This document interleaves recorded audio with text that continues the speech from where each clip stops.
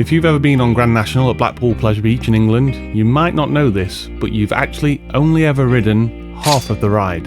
And you might be thinking, nope, I've been on both tracks and I definitely made it all the way around. I know, but bear with me, I'll explain. But first, let's dive into a little history about this iconic attraction. Our story begins in 1935 when the Grand National was first introduced to the world. Designed by Charles Page, this magnificent wooden coaster quickly gained fame for its unique racing structure. It features two parallel tracks that allow riders to experience the exhilaration of a horse race, which is what the ride's name is based on.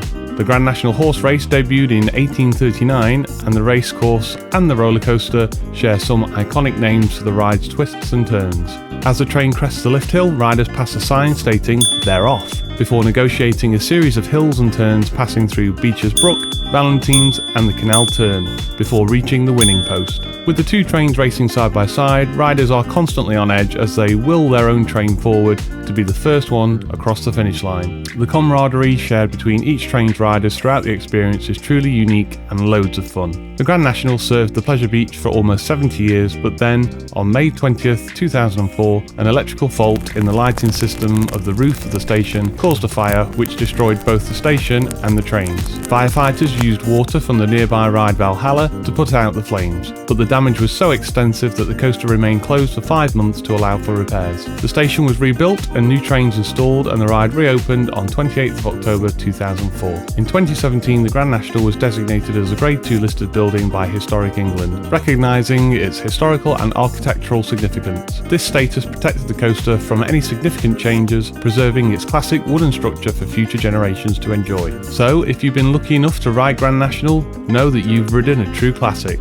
Well, half of one. So yeah, let's talk about that. Most people that have been on the Grand National say something like, "Oh, that's the one with two tracks, isn't it?" Even Pleasure Beach's own website boasts that it's Europe's only twin-track racing coaster. Whilst it is a racing coaster, it definitely isn't a twin-track coaster. It's actually what is known as a Mobius Loop, the only one of its kind in the UK and one of only 5 in the world. A Mobius Loop roller coaster means that there's actually only one single track, not 2. So, after you leave the station, climb the lift hill and experience the thrill of Grand National, when you hit the brake run and return to the station, you're actually only halfway round. So, unless you've been lucky enough to stay on the ride and go for a second time, you've only ever experienced half of the roller coaster each time you've ridden it. Still don't believe me?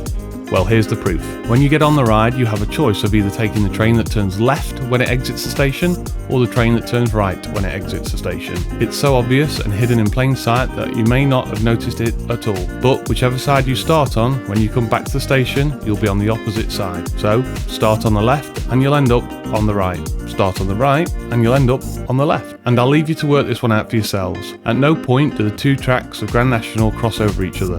From the lift hill to the brake run, the two tracks remain parallel. So how on earth does your train start on one side of the station and finish on the other side?